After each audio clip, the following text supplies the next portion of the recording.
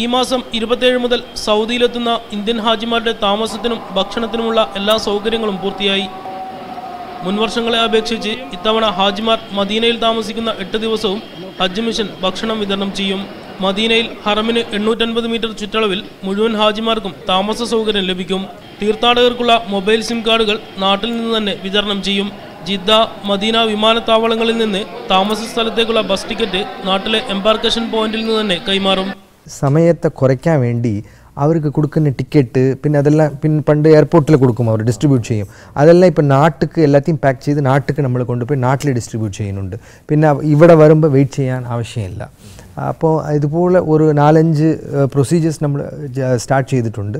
തീർത്ഥാടകരുടെ മിനയിലെ താമസ സ്ഥലവും ജിദ്ദ മുതൽ മദീന വരെയുള്ള സഞ്ചാരവും കണ്ടുപിടിക്കാൻ സഹായകരമാവുന്നതാണ് ഹജ്ജ് മിഷൻ വികസിപ്പിച്ചെടുത്ത ഹാജി ഫൈൻഡർ ആപ്ലിക്കേഷൻ. ആൻഡ്രോയിഡ് ഫോണുകളിലും കോൺസുലേറ്റ് വെബ്സൈറ്റിലും ഫേസ്ബുക്ക് പേജിലും ലഭ്യമായ ഈ ആപ്ലിക്കേഷൻ ഡൗൺലോഡ് ചെയ്ത് തീർത്ഥാടകന്റെ കവർ നമ്പറോ പാസ്പോർട്ട് നമ്പറോ ടൈപ്പ് ചെയ്താൽ സ്ഥിതിവിവരങ്ങൾ ലഭ്യമാകും. ആദ്യ ഹജ്ജ് വിമാനം ലാൻഡ് ചെയ്യുന്നതോടെ ആപ്ലിക്കേഷൻ പ്രവർത്തന സജ്ജമാകും. റബി മുഹമ്മദ്, മീഡിയ 1, റിയാദ്.